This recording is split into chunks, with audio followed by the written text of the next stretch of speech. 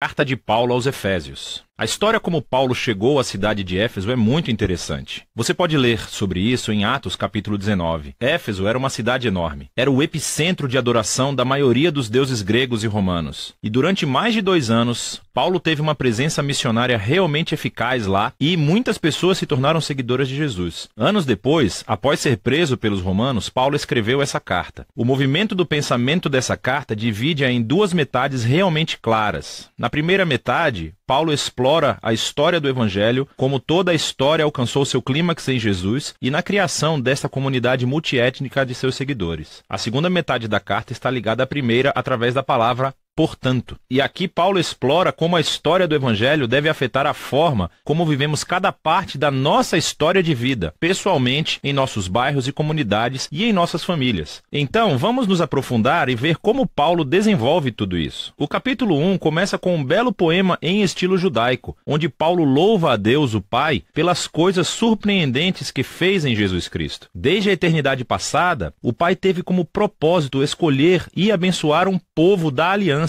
Pense aqui na família de Abraão, em Gênesis, capítulo 12, versículos 1 a 3. E agora, através de Jesus, qualquer pessoa pode ser adotada nessa família. A morte de Jesus cobre os nossos piores pecados, os nossos piores fracassos, e em Jesus encontramos a graça de Deus. Na verdade, Paulo diz que essa graça abriu um modo totalmente novo de entendermos cada parte de nossas vidas. Ele diz no capítulo 1, verso 10, que o propósito de Deus era unificar todas as coisas no céu e na terra sob Cristo, que é um título que significa Messias. O plano de Deus sempre foi ter uma enorme família de seres humanos restaurados, unidos em Jesus, o Messias. Esse propósito divino se tornou claro, diz Paulo, quando fomos primeiramente transformados naquela família. E aqui ele está se referindo aos judeus étnicos e à família de Abraão. Mas então Paulo fala sobre vocês, e aqui ele quer dizer não judeus. Todos vocês ouviram sobre Jesus e a salvação através dele, e foram trazidos para essa família pela obra do Espírito Santo. E assim, aqui, ele está se referindo aos eventos relatados nas histórias dos Atos, sobre como o Espírito de Deus reuniu judeus e não judeus em uma única família em Jesus, tal como Deus prometeu a Abraão há muito tempo atrás. Note também como, nesse poema, Paulo começa falando sobre Deus o Pai, e depois sobre Jesus o Filho, e aqui no final sobre o Espírito. Os 3 trabalham juntos quando Paulo conta a história do Evangelho. É muito legal. Depois do poema, Paulo responde com uma oração. Ele ora para que esses seguidores de Jesus não apenas conheçam, mas experimentem pessoalmente o poder do Evangelho. Que eles sejam energizados pelo mesmo poder que ressuscitou Jesus dos mortos e o colocou como a cabeça exaltada de todo o mundo. Agora, no capítulo 2, Paulo retrocede e desenvolve algumas ideias-chave do poema do capítulo 1, especialmente sobre a graça de Deus e essa nova família multiétnica de Jesus. Ele começa recontando a história de como esses cristãos não-judeus conheceram Jesus. Antes de ouvir sobre Jesus, eles estavam fisicamente vivos, mas estavam espiritualmente mortos. Eles estavam presos em uma vida de egoísmo e sem propósito, e estavam sendo enganados pelas forças espirituais do mal. Mas, surpreendentemente, Deus, em seu grande amor e misericórdia, os salvou. Ele perdoou todos os seus pecados e juntou as suas vidas à vida de ressurreição de Jesus, e ele também os trouxe de volta à vida. E agora, tendo sido criados como novos seres humanos através de Jesus, eles têm a alegria de descobrir todos os novos chamados, propósitos e tarefas que Deus colocou diante deles. Eles não só foram presenteados com a graça de Deus, como também foram convidados para uma nova família. Antes de ouvir sobre Jesus, esses não-judeus não estavam apenas afastados de Deus, eles estavam separados do seu povo da aliança, da família de Abraão. E por uma razão muito prática, os mandamentos da aliança do Sinai formavam uma linha divisória ao redor dessa família. Eles eram como uma barreira que mantinha a maioria dos não-judeus afastados. Mas em Jesus, as leis da Torá foram cumpridas e a barreira foi removida. Os 2 grupos étnicos se tornam, como Paulo afirma, uma nova humanidade unificada, capaz de viver em paz. Então, Paulo continua no capítulo 3 a se maravilhar com o papel único que ele teve de espalhar essa boa notícia para o povo não-judeu. E mesmo estando na prisão, ele agradece a Deus pela chance que teve de ver essa família da aliança crescer tanto. Então, Paulo termina a primeira metade da carta com outra oração. Dessa vez, ele ora para para que os seguidores de Jesus sejam fortalecidos pelo Espírito de Deus para simplesmente compreender e entender o amor que Cristo tem pelo seu povo. A segunda metade da carta começa com Paulo mudando de ritmo, e ele começa a desafiar o leitor a responder à história do Evangelho pela maneira como vive a sua própria história de vida. Então ele começa no capítulo 4 com a vida cotidiana da igreja. A igreja é uma grande família com muitos tipos diferentes de pessoas, mas ele enfatiza que eles são um, e um é a palavra-chave nesse capítulo. Eles são um corpo que é unificado por um Espírito. Eles têm um só Senhor com uma fé. Eles têm um batismo. Eles acreditam em um Deus. Isso é muita união. No entanto, diz Paulo, a unidade não é a mesma coisa que uniformidade. Ele continua a explorar como a nova família de Jesus consiste em muitos tipos de pessoas muito diferentes, mas todos são capacitados pelo único Espírito Santo, cada um usando seus talentos e paixões únicas para servir e amar uns aos outros e para edificar a igreja. E aqui ele usa duas metáforas muito legais. Uma é a construção da igreja como um novo templo, e a segunda é que todos estão se tornando uma nova humanidade, com Jesus como a cabeça. E essa nova humanidade é uma metáfora que ele vai usar nos próximos capítulos. Paulo desafia todo cristão a retirar a sua velha humanidade como um conjunto de roupas velhas e a revestir-se de sua nova humanidade na qual a imagem de Deus está sendo restaurada. E ele então segue para essa longa sessão onde ele compara a humanidade nova e velha. Então, em vez de mentir, novos humanos falam a verdade. Em vez de guardar raiva, eles resolvem seus conflitos pacificamente. Em vez de roubar, os novos seres humanos são generosos. Em vez de fofocar, eles encorajam as pessoas com suas palavras. Em vez de se vingar, os novos seres humanos perdoam. Em vez de gratificar todo o impulso sexual, os novos seres humanos cultivam o autocontrole de seus desejos corporais. Em vez de ficar bêbados, os novos seres humanos vivem sob a influência do Espírito de Deus. E ele explica como era essa influência